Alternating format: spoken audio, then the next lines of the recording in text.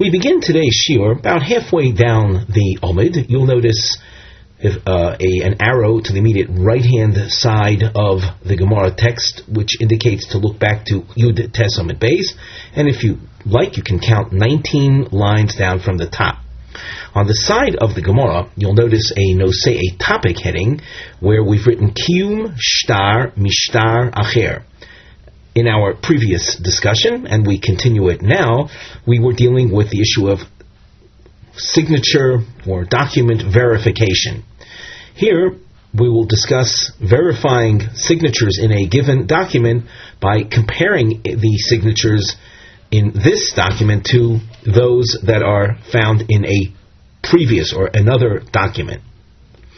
The Gemara, Omar Mar, Im Yesh Edim Shiksav Yodam Huzeh.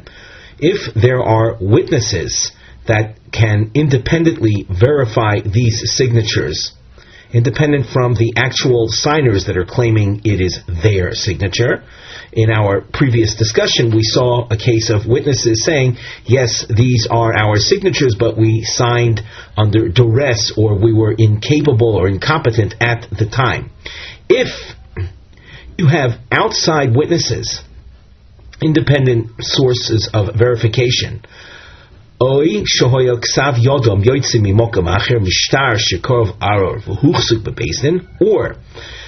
can compare the signatures in this document with the signatures found in another document, another shtar, that had been subjected to a challenge of veracity and withstood the challenge.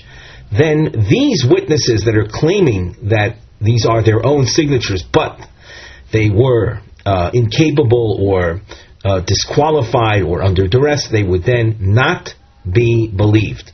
Because as we saw in our previous year, you are lacking the element of Pesh Osar Hu HaPesh Hitir. Pesh Osar is the opening statement that creates obligation, is not dependent on them anymore, because we can verify the signatures from an outside source. Hence, the Peshe Hitir also doesn't follow suit. Their expression of release from obligation or the dissolution of the shtar is no longer binding. We now analyze this quote, Kora Olav Aror, in the outside document. For it to be a source of verification, we said it itself had to be subject to a challenge, where it was challenged and withstood the challenge, challenged as to its authenticity. So Koro Alav Aror in, Lo Koro Alav Aror Lo. If that external document with these signatures in it was not subjected to an aror, a challenge, then it wouldn't be a sufficiently strong source of verification. Messiah Leilu Rabbi Yassi. This supports Rabbi Yassi. Diom Rabbi Yassi. Ein Mekaymen es shtar. We don't establish and verify signatures based on another document, Ela Mishtar Shekorov Aro V'Huchsu B'Bezdin, unless it was a document that was challenged and withstood the challenge. It was challenged as being a forgery, but nevertheless withstood that challenge in a court. Once that happens, it becomes a solid source of verification, and I can use it to establish the signatures in this document that we're currently dealing with. Amri Nahardoi, Ein Mekaymen es hashtar elo mishtei Kesubos o mishtei sodos. One cannot verify a document and its signatures unless you have two other documents. Two Kesubos. Kesubos are the marriage or financial agreement documents in which these witnesses signed, or from a document, a deed, a title of deed, or a document of sale. Mishtei sodos means literally from two fields, but it's a reference to titles of transfer of ownership in which these witnesses had signed. Provided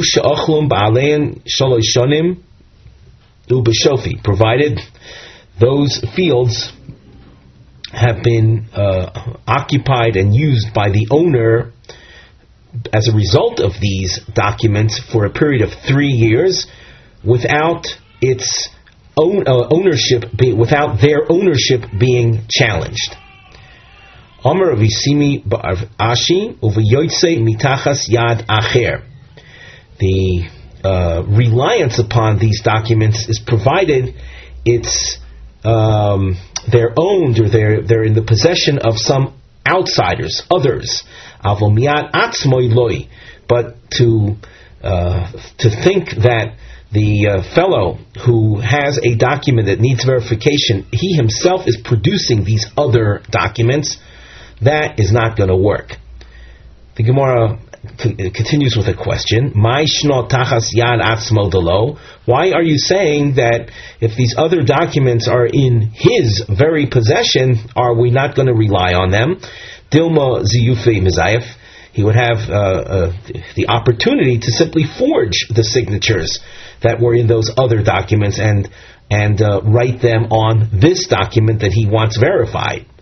Well, if that in fact is the reason why Tachas Yad Atzmo, we're not going to rely on them because of this suspicion of forgery, Mitachas Yadei Acher Nami, even if the documents are being produced by others, Dilma Ozel V'Chaza Asa V'Zif, maybe this fellow who needs his document verified went to that other party, saw the signatures there, and by memory he forged them onto his document. The Gemara says that's kind of far-fetched. Kulei hai lo motzi mechavein. Unless you're dealing with some type of very rare type of photographic memory, you don't have to take that into consideration, that he'll, from having seen the signatures on documents in someone else's possession, he'll then remember what it looked like, what they looked like, and he would be able to replicate them on his particular document. As we say, that's kulei hai, that's so far fetched, if you will, he wouldn't be able to do an accurate forgery in such a case. Therefore, if the documents are emerging from the possession of some outsiders, then we can in fact rely on them as a source of verification of the authenticity of these signatures.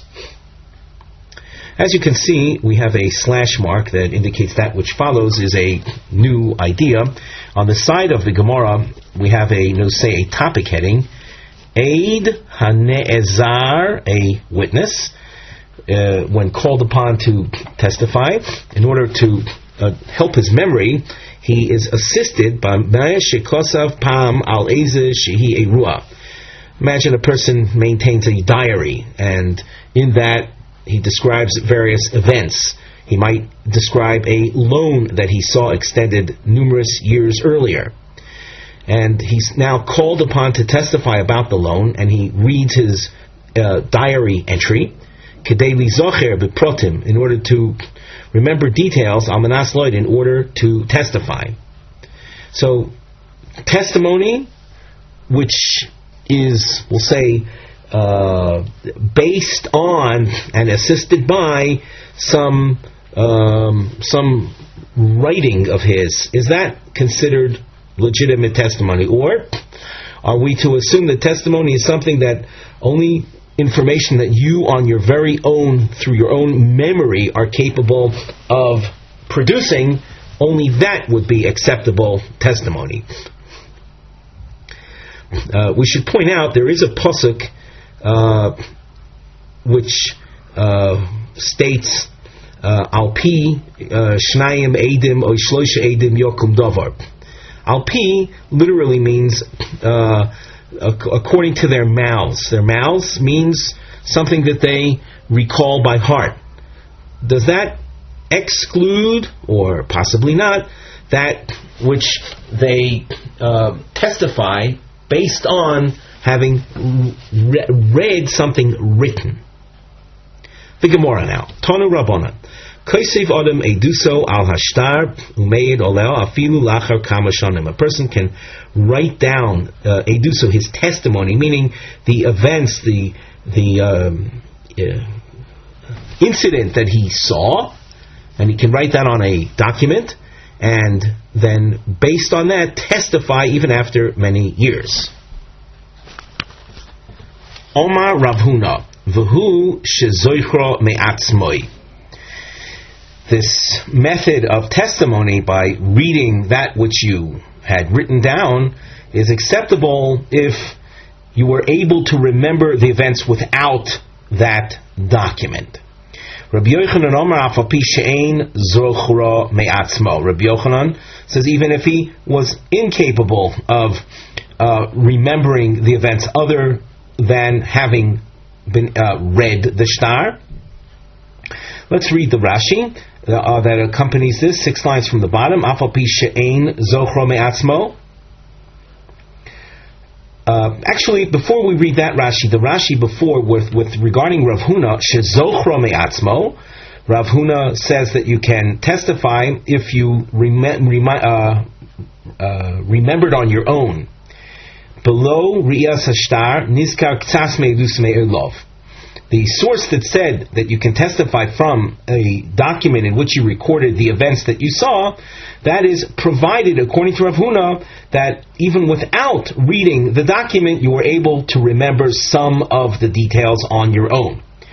And Rabbi Yochanan said, Afapi, we continue with the Rashi, Afapi she'ein zochro me'atzmo, elo li'achar shiroi b'shtar, rather, after he read what was written in his document, nosan belibo v'nizkar, he then applied himself, and that joggled his memory, and he was able to remember, shelo nishtakach mimenu kol kach, shekeshemazkirim loi nizkar. It wasn't so forgotten from him that even when reminded, he wouldn't be able to remember. So that if he had that level of remembering that after having been reminded, he then remembered, that's good enough. Avoleno nizkar lagamri loi, that if, however, he doesn't remember at all, even after having read the information, that would not be acceptable. The Rachmon Amar, the Torah says, mipihem, velo mipi ksovam.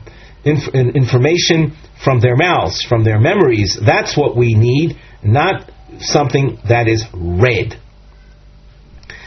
The Gemara continues, Omar Rabba, Shma mino mi Rabbi Yochanan, from, there's another girsa, by the way, that reads this as Rava, that says we conclude from Rabbi Yochanan, Hani Beitrei Diadi Sadusa, 2 witnesses that had been familiar with an incident, the new testimony, Umanshi Chad Minayu, and one of them forgot, Midkar Chad Lechavrei, the other witness can remind the fellow that forgot, Ibaya Laho, Atzmo Mai. What is the law if the defendant himself, the Baldin himself, the litigant himself, reminded the witness until he was able to remember? So we saw that one witness can remind the fellow witness about the events. What about the litigant himself? Rav Chaviva Omar Afilu Atzmo. Rav Chaviva says that's okay. And Morbrid Rav Ashi Omar Atzmo Lo. Vilchasa Atzmo Lo. The Gemara rules that if it's the litigant that's going to be the one reminding the witness, that's not acceptable. We continue at the top of Omid Beis. V'i Tzubum Rabbanon, who, if the witness in question, the one who forgot, is a Torah scholar, he's a Talmud Chacham, Afilu Atzmo, then even if the litigant is the one reminding, and the Talmud Chacham says, oh yeah, now I remember, we can rely on that.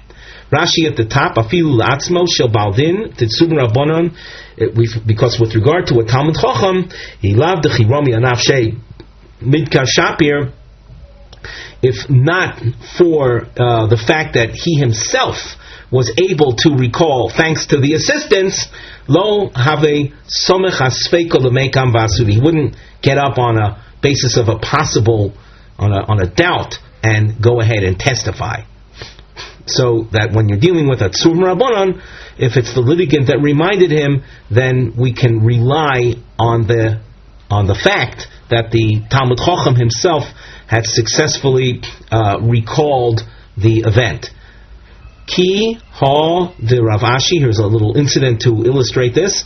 Hava yedia le b'sadusa le Rav Kahana. Rav Ashi knew of information that would serve as testimony on behalf of Rav Kahana. Omar le, Rav Kahana says, Mi dochir mor hai sadusa.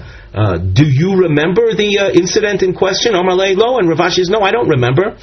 V'lav hochi v'hochi have, and Rav Kahana, who needs this testimony, he says, well, wasn't it such and such and such and such? He was trying to joggle Rav Ashi's memory. Omar le lo yadana, and Rav Ashi says, no, I don't remember. L'sof idka Rav Ashi, and then Rav Ashi did remember. Asid le, and he got up to testify. So that if you will, it was a case involving a loan or a sale that would benefit Rav Kahana. And so Rav Ashi got up and testified. Let us say that, yeah, Rav Kahana did loan so and so the money. Chazia lo Rav Kahana dehave machsim. Rav Ashi noticed that Rav Kahana was hesitant. That true, the testimony led to Rav Kahana's, let's say, victory in the case, but he was hesitant to follow suit, to take advantage of whatever the case was that would benefit him. Omar le, Rav Ashi said, I see you're hesitating, but mi savris olecho kasamichta. Do you think that my testimony was simply in total reliance upon what you said? Anohu deramoy anavshoy ve'adkri. I extended myself, I strained myself, and I remembered on my own. Of course, after you had joggled my memory, but I remembered on my own. And only then did I testify. So you can rely on the testimony that benefits you. On the side, we have a topic heading, a nosei, haraya tail. One sees a mound of earth. Ha'im yesh lachsha shekovu shamodim. Do you have to suspect that maybe someone is buried there? Shikulim, there's different considerations that we'll see in this sugya, in this discussion. Merchak lo'ir, the distance from a city. Korov, rachok, is it near the city or far from the city? Gilo shel hatel, the age, how long has it been there? Chadash, Yoshan, is it a recent mound or one that had been there for many years before? The Gemara. Tanan Hasam. The Tanaic source says, and we have a marking. You can see the geometric shape that appears here. This is to highlight the words krovos and rechokos. These are ones that are near and ones that are far. Hatlulios. Tlulios is the plural form of tail. Tail is a mound of earth. Hatlulios hakroivos, bein leir ubein lederech, whether they're near the city or near the road. Echod chadoshos ve'echod yeshanos, whether they are new, whether they are old. Tameos, they are a source. They represent a source of tuma, of defilement. As we indicated earlier, the suspicion that there is a body buried there. Rashi points out that with regard to these mounds, it was common for people to bury in mounds of earth. The terms city and road, new and old, will be scrutinized by the Gemara later on. Rashi, on the second narrow line, Echad Chadoshes, She'ein Zman Rachoik, not a long time ago, Shelo Hoya Kan Teal, not long ago, there was no mound over here. De'iko Lameimar, Kevon de Chadoshehi, Im Isa Shenikbar Shom Meis, Midkadocherle. Being that it's only of recent appearance, you might think that if someone was buried there, someone would certainly remember. Afilu hachi, even so, meaning that you don't have anyone saying, yeah, there's someone buried there. Tameos misofek. There is tuma applied to these new mounds from a standpoint of doubt. The kevon, the smucha le'ir, since they're near the town, ikol meimar, there is room for thinking. Isha yechida halcha v'kover sham nefel shala. A woman went on her own, unaccompanied, and buried a miscarriage of hers there. And if she went alone, so no one's going to know about it. We continue in the Gemara. Harachoikos, mounds that are distant. Chadoshos tahoros, yeshonos tameos. The new ones are deemed undefiled.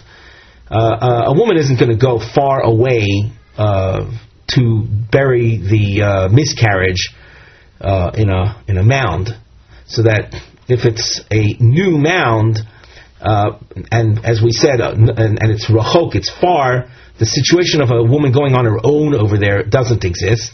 So if someone had been buried there, it would be known, it would be something known. Yeshonos, mounds that are distant but have been there for a long time. Tameos, they're deemed tame. If whatever happened there has already been forgotten. A zohi krova. How do you define near? We said near a city. That we say that even the new ones are considered tame. Chamishim amma, within 50 amas. 50 amas, roughly 25 meters. Ezohi yeshana, what's considered old, that we say, even if it's far away, which, as we said before, would preclude the possibility of a woman going there on her own, we will still deem it tmeah. What is yeshana? What's the definition of old? Shishim shana, divrei Rabbi Meir, 60 years. It's been there for 60 years. Once it's been there for 60 years, then people will forget. Rabbi Yehuda Oimer, krova, the definition of krova in his mind is all relative, means she'ein krova himenu. It is the closest one. The second mound, meaning if there's an addition, if there are more mounds, even if those additional ones are within 50 amos, they still will be deemed tohar. Yeshana means she'ein adam zochra. There's no one that remembers. The idea of there's no one other mounds, even if they're within 50 amos of Torah, because the woman that we were suspicious of going on her own, she would only go to the closest one, not skip over it to go to something further out. My ear, my derech. In this source, you can see we have little arrows to the side of the Gemara text. We mentioned city and path. What do you mean by those words? By the way, this clarification lasts 4 lines. Ear mamish. If you're going to suggest that ear means an actual city, and the word derech is derech mamish, a road. Misfeika mi machsekinon tuma.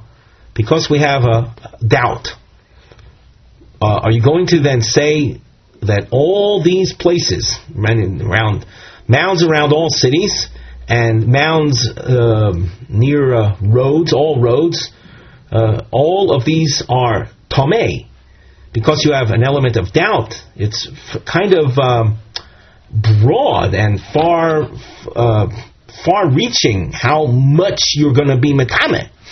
The Omar Reish Lakish, Ila Matsu, Reish Lakish said in another context, found in Maseches Nazir, the Ila is an excuse or a reason was found for Tiaru Eretz Yisrael, and as a result of that, they were able to declare the land of Israel in many locations as being Tahor. So you see that even if there's an element of doubt, but you have some basis for ruling an area tahor undefiled, we would do so.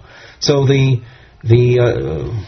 say the path of logic or the direction of legal ruling is not in the direction of just defile out of doubt. Omar Rabbi Zera. So Rabbi Zera clarifies: Ir equals ir hasmucha lebeis hakvaros. When we speak about mounds near cities, we're talking about cities that are located near cemeteries. And derech is a reference to derech beis hakforos, not all roads, but rather those roads leading to cemeteries. The Gemara explains further.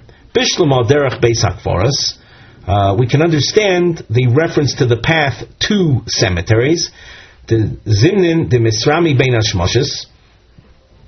It can happen that you're out a late Friday afternoon. Bein hashmoshes means the time period right before the onset of Shabbos. It's a reference specifically to Friday at dusk. And there isn't enough time to reach the actual cemetery.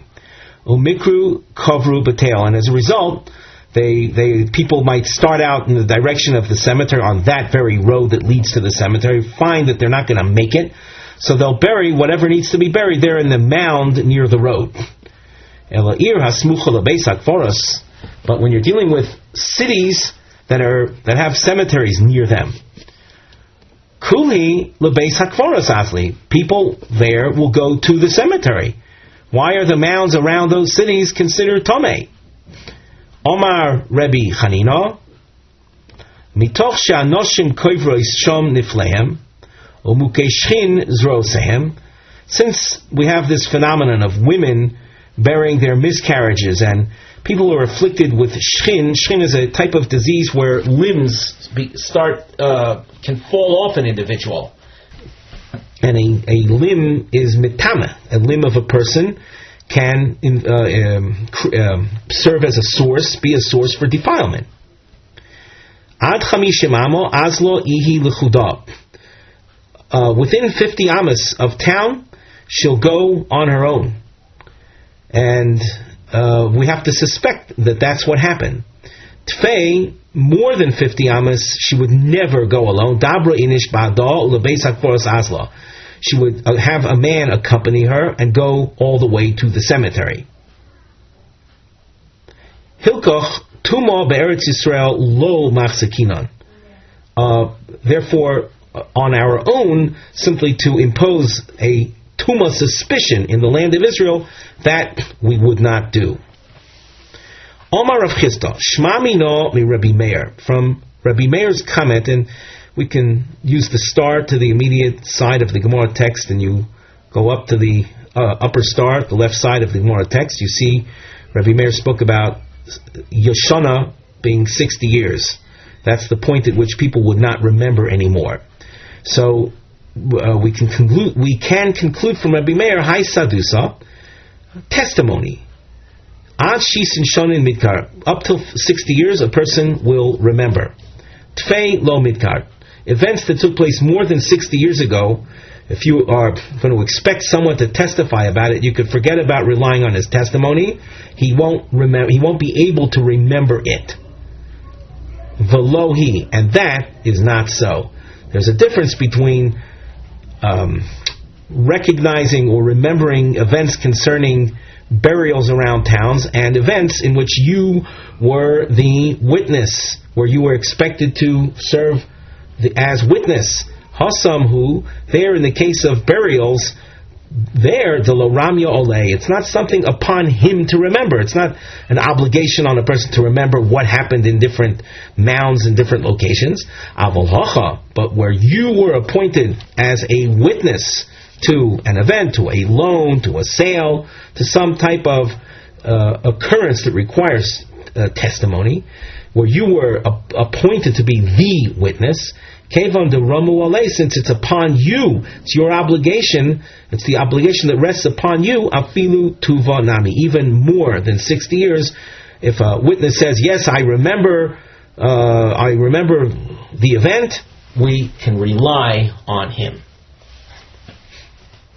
As we go on in the Gemara, we encounter this new Mishnah. On the side, we have this under the title heading Kiyum Shtaros, verification of signatures. Ze Omer, one witness says, Ze Ksav Yodi, V'ze Ksav Yodi Shel Chaveri.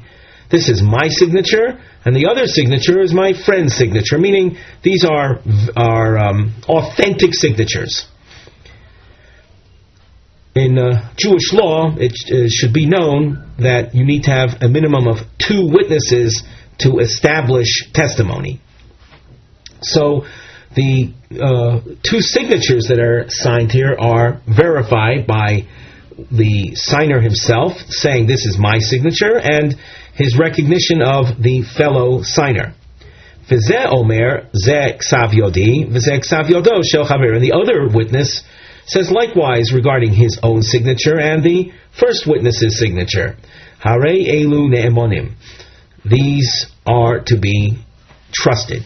Now Rashi adds, Harei elu ne'emonim di'iko trei sadi demisidi al kol ksav v'ksav. You've got 2 witnesses regarding each signature. Ze omer ze ksav yodi, v'ze omer ze ksav yodi. You have 2 witnesses, each one testifying about his own signature.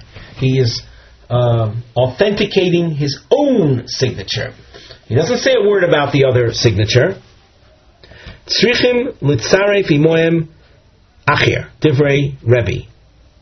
In order for signature verification to take place, in a case like this, you'll have to have another party, some outsider, join, and he, that outsider, will recognize both of the signatures, so that now you'll have the signer himself plus the outsider on signature A, and you'll have the signer and the outsider testifying about signature B. So this way, by having the single outsider joining, you have 2 witnesses per signature. According to the Chomim, there is no need for having an outsider join them. According to the Chomim, a person is believed regarding his own signature to authenticate, this is my signature. So you have the 2 signatures, each one authenticated by 1 person, for a total of 2 people, each one authenticating his own signature.